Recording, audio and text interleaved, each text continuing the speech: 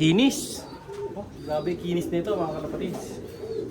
Talagang malalaki mata mo pag tinignan mo eh. Siya si Idol Madla, nakakahanga, may mga hawak, gandang linyada. Ika'y inspirasyon kung bakit hanggang ngayon ako'y palaging kumakarera. Ngayong araw mga kalapatids, pipili tayo ng mga ipapares natin. So kailangan ko ng isa, dalawa, tatlo, apat, lima. Mga 5 pares mga kalapatids no, ang pipiliin natin. Pero maghanap muna ako ng isang pamares natin dun sa ano ko. Dun sa Japan Bird. Titingin tayo dito ng isang magandang pamares sa Japan Bird mga kalapatids. Marami-rami to. Ayan o, pili tayo. Siyempre kukunin ko to in Jansen Relax. Tingnan natin kung kanino natin sila pwedeng ipares. No? Hanapin natin. So isang kailangan ko dito para dun sa blue bar eh. So blue bar yung makakapares, yun Japan yun. Mga kalapatids, Japan yan. So ito Japan din. Puro pala Japan na to. Pero kukuha tayo ng isang pamares na medyo may speed. Ang konti lang pala ng mga barako ko mga kalapatids, puro babae ibon ko. Sa kabila ayun Sa kabila ang dami nila mga kalapatids, ayun So ilan ang ibon natin dun sa kabilang section? 1, 2, 3, 4, 5, 6, 7, 8, 9, 10, 11, 12, 13, 14, 15 na kalapate yung nandun. Samantalang yung nandito 1, 2, 3, 4, 5, 6, 7, 8, 9, 10 10 lang. Yung tatlo dito matanda pa. Bali 7 times 2. So kailangan ko mag-out nyan halos ng mga babae dito mga kalapatids. Magpapalit tayo. Pero for now, kuha muna tayo na isang pamares para dun nga sa Japan. Sino kaya mapipili nating pamares sa Japan? So, kailangan long distance eh. Ito Japan din to. Japan Sibat to eh. Hindi ako nagkakamali. Yan. Pero ito naman Japan Opal. Pero may pinaglalaanan ako dito sa Japan Opal. Yung nandito sa kabila eh. Ito natin papares. So, ngayon ito baka makuha ko na itong Jansen Relax natin mga kalapatids. Matagal-tagal na ito naka-stock dyan eh. No? Yan, kunin natin. Kumustahin natin to. Ano tayo? Change. Ayan. Kunin natin itong Jansen Relax. Yan.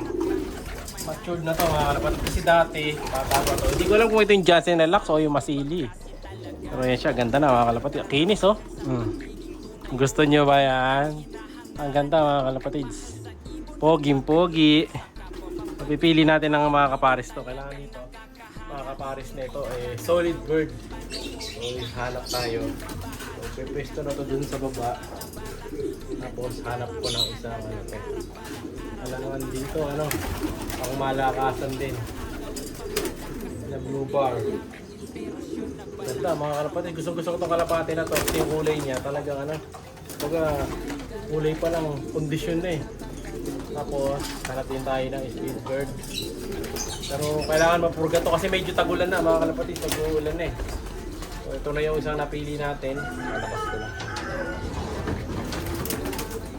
Lipat na natin siya ng yung pwesto. Hanap na lang natin ito ng maganda-gandang kapares natin na babae.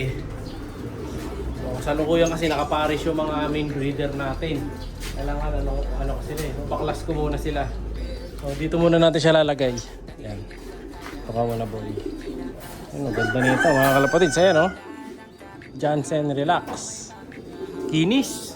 Oh, grabe kinis nito mga kalapatids. Talagang malalaki mata mo pag tinignan mo eh. Pasok ka na dito. Yeah, yan. Barako yan. Hanapan natin ngayon ng hen na babagay dyan. Kasi yung mga hen ko mga kapatid, sa kapares na sila ngayon. So kailangan magbaklas muna ako ng mga hen sa iba para malipat ko sa kanila. Tingin ko tayo ng hen. Ang dami ko pala dito. Baray hen, no? Hen, kulang talaga ako sa hen. Ay, sa barako. Hen pala makakalit tayo.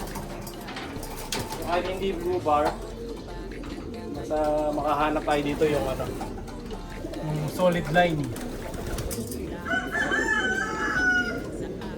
Tingin tayo dito. yan. Ang marami kasi talaga natin dito mga kalapatids, alam nyo naman, mga speed bird. Pero ito may nakita na akong isa. Kung pwede na natin gamitin to, ayan o. Yung Japan na galing kay Sir Bench.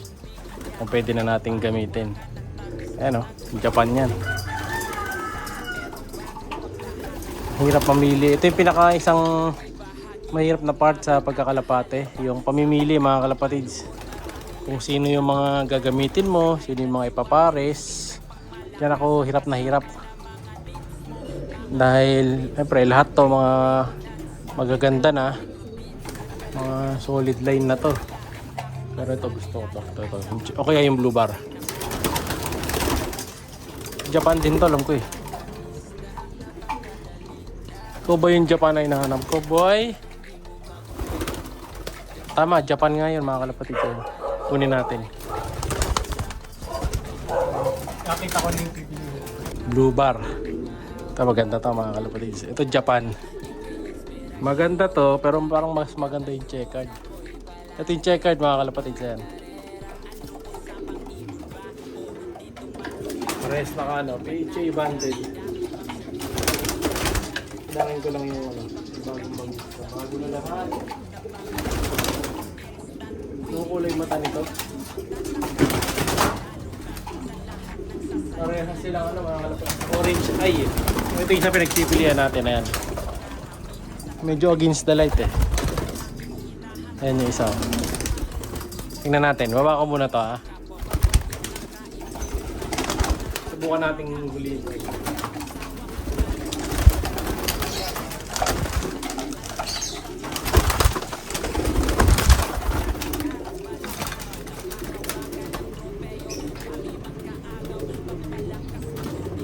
Ito yung isa mga kalapatids. Check natin. Ito na mga kalapatids yung napili natin. Napapares natin dun sa isa. So may bulutong siya na ano na hindi natanggal ng bata sa may parteng ilong. So ano, natiris ko. So, tinanggal natin para malinis. Ayun, try natin itabi dito. So pares natin. Pares na makinis na to mga kalapatids. Tingnan muna natin kung di mag-aaway. Ayan, pero lalagyan ko ng divider to. Ayan, binara ko na. So confirm. Bara ko siya mga kalapatids. Hindi tayo nagkamali ng pinares. Ayan, mukhang papares agad. Ayun o, pares ka agad mga kalapatids oh. Diba, napakabilis pumares. Isang araw lang, pumatong ka agad mga kalapatids. Grabe. Ang bilis pumares ng Jansen. Nilalakas natin na rin. Pares ka agad siya sa Japan. Ayan, i-score na naman no? 2 points. 2 points agad, kakapares lang isang araw. Ayun oh. Pairing. Okay na to mga kalapatids, pares na sila. Ganyan ang gusto ko. Isang ano pa lang, isang meat pa lang nila, pares na. Diba? So, binili natin yan mga kalapatids kay Sir Bench nung ano pa, early, hindi ako nagkakamali, parang early this year lang natin binili yan mga kalapatids. Pero kita nyo ngayon, nagagamit ko na. So, kaya yung mga ibang bibili, mas maganda talaga, bili lang kay Young Bird, mas mura. Antay lang kayo, di nyo mapapansin, ilang months lang, pares na. Nung nakuha ko to, ano yata to? February ba yun? O January? Ganun yata. Pero maalala eh. Pero sakto na to, matured na sila. Pwede nang ipares. Ayun, papaisa pa oh. Diba? Okay na okay. So goods, may isa na tayong pares. Iahayusin ko na yung ibang mga pagpaparisan ko na pesto. Ito kasi pares na, yung pinaris natin kahapon. Ayan o, yung Grisel sa si Boy Amo, pares kagad dyan. Yung sa baba, yung anak ni Gobi sa si 17, pares na rin agad dyan. So tatanggalin ko na yung dalawa na yan. Magagamit na natin yung cage. Lilipat natin yung pairing na to dun sa taas. Ito, yung pairing naman na to, lilipat natin yan baka dun, sa baba dun. Or dito may bakante isa dito. No? Lipat-lipat lang natin ang mga pwesto rito. Kasi konti nga yung cage ko. Kaya nagkapera ko, bili pa ako doon, dalawang Taiwan cage. So yun na muna ang pairing natin. At syempre, shoutout sa mga kalapatids natin ito. Kung shoutout natin for today. Syempre, nababasa ko to sa mga nagko-comment sa ano natin. Sa YouTube, sa FB. So sila yung laging mabasa natin. Basta pagbukas ko, kasi yung mga nakita ko pangalan, yun yung shoutout natin ha. So shoutout kay Astriel Buko, shoutout kay JC Santos from LA. Yan, maraming salamat sa suporta, idol. Shoutout kay Ultir23. Ultir23, shoutout sa'yo. Shoutout kay Stephen Luis Biasca. Shoutout din kay Oliver Santiago, kay Jay Bustamante. Shoutout sa'yo. Kay Rudy's Vlog, Aldrin Saison. Kay Chagle Laremse, shoutout idol. Shoutout din kay John Limuel Sabas. Shoutout din kay Boss Jan Joseph Laurino, nasuki natin sa ending. Shoutout din kay Boss Joe Cutie, kay Jan Vixen Roque, shoutout sa iyo idol. Siyempre shoutout din kay Marlon Agulto. At siyempre kay Boss Renren Garcia na lagi nakatutok sa ating YouTube channel. So gusto mag-comment ng pa-shoutout, comment lang kayo dito sa mga video natin sa YouTube para ma-shoutout natin yung mga pangalan nyo. May mga pabati kayo, PM nyo lang ako, gagawa natin ng mga video yan. Basta mag-PM kayo sa page. So yun yung pinaris ko mga kalapatid. So okay na, 1 down. Update ko kayo sa susunod. Siya'y kalapatistang